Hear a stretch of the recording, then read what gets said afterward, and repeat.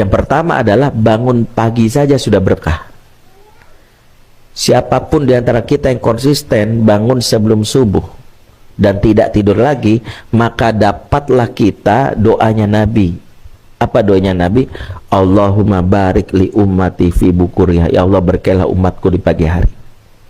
Maka apa ya, kadang-kadang menjaga rumah tangga dari masalah itu bukan dengan kita harus memahami dulu psikologi, itu penting. Komunikasi itu penting. Tapi yang paling penting pertama adalah jangan kita meremehkan hal yang disabdakan Nabi. Bangun pagi.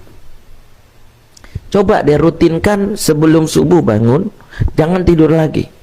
Tidur ba'da subuh, berapa kali saya sampaikan, itu mencabut keberkahan. Ya. Apalagi kalau susah, apalagi kalau anak-anak. Saya ini jadi konselor anak remaja dari tahun 2002. Sampai sekarang 1.400-an anak saya tanganin bermasalah yang skala berat, besar, kecanduan, penyimpangan seksual dan macam-macamnya.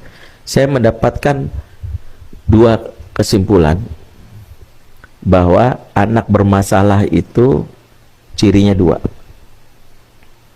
Jadi anak bermasalah atau bukan anak deh, pribadi bermasalah cirinya dua. Kalau kita nemuin pasangan kita, anak kita punya dua masalah ini, punya dua ciri ini, itu bermasalah. Walaupun dia mah sering sedekah, dia mah rajin ini, tapi kalau dua ciri ada, bermasalah dia.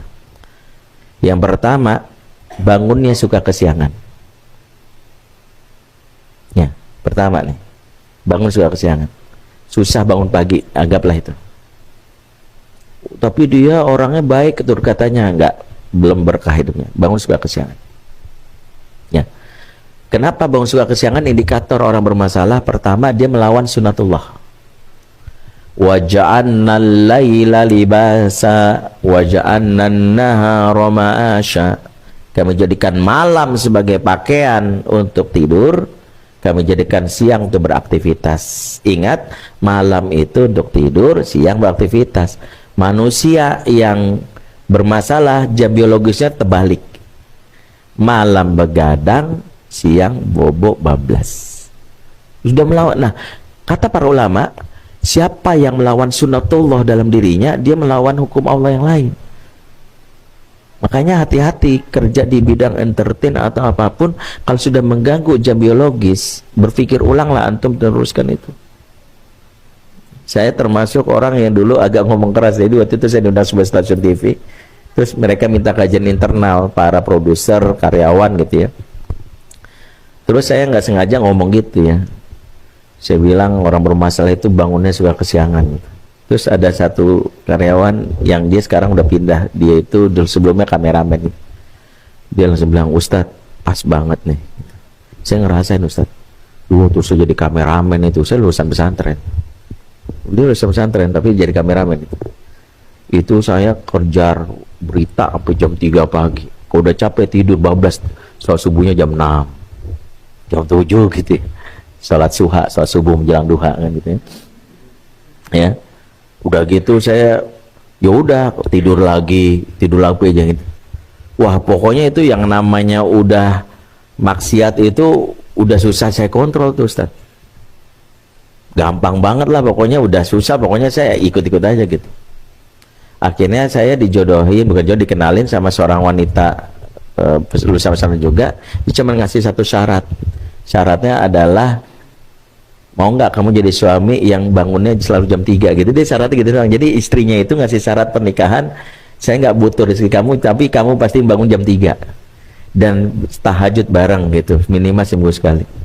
Wah, itu awalnya saya bilang berarti otomatis saya ninggalin pekerjaan kan.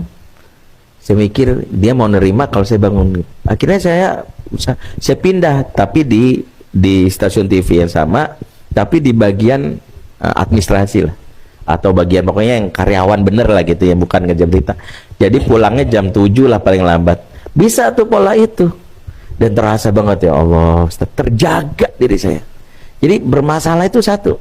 Makanya saya itu kalau menterapi orang, menterapi jam biologis dulu. Datang ke saya, Ustaz, ini, antum mau berubah? Iya.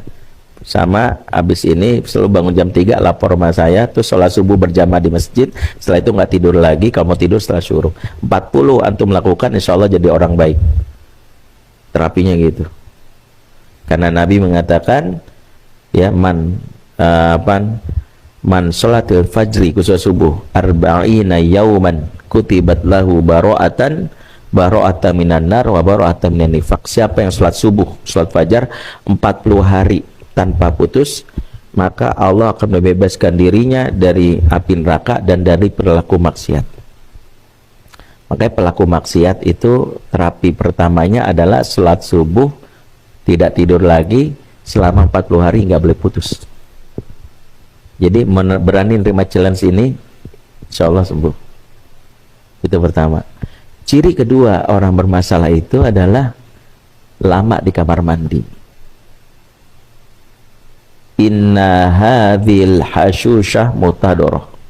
Sungguhnya toilet dan kamar mandi tempat paling banyak dikunjungi jin dan syaitan. Jadi apapun alasannya, nggak boleh kamar mandi dibikin nyaman, itu nggak boleh. Bikin supaya banyak baca gitu, bagainya terus nggak boleh. Kamar mandi sekedar buang hajat itu selesai. Nggak boleh sambil nyari inspirasi gitu ya di kamar mandi. Kalaupun antum terinspirasi, yang menginspirasi itu setan. Karena itu markasnya setan. Itu kita mendatangi markasnya langsung dan kita merasa nyaman. Kalau di dalamnya itu cukup buang hajat, maaf, mau mandi, mau BAB, mau BAK, selesai, udah keluar. Kalau mau cari inspirasi di perpus, inspirasi di taman, di musola, lebih berkah. Lah ini inspirasi di kamar mandi, markasnya setan. Tahu-tahu jahat gitu. Itu idenya ide konyol semua, setan bilang soal baik itu. Makanya saya termasuk orang yang kalau ada dua masalah ini bermasalah gitu.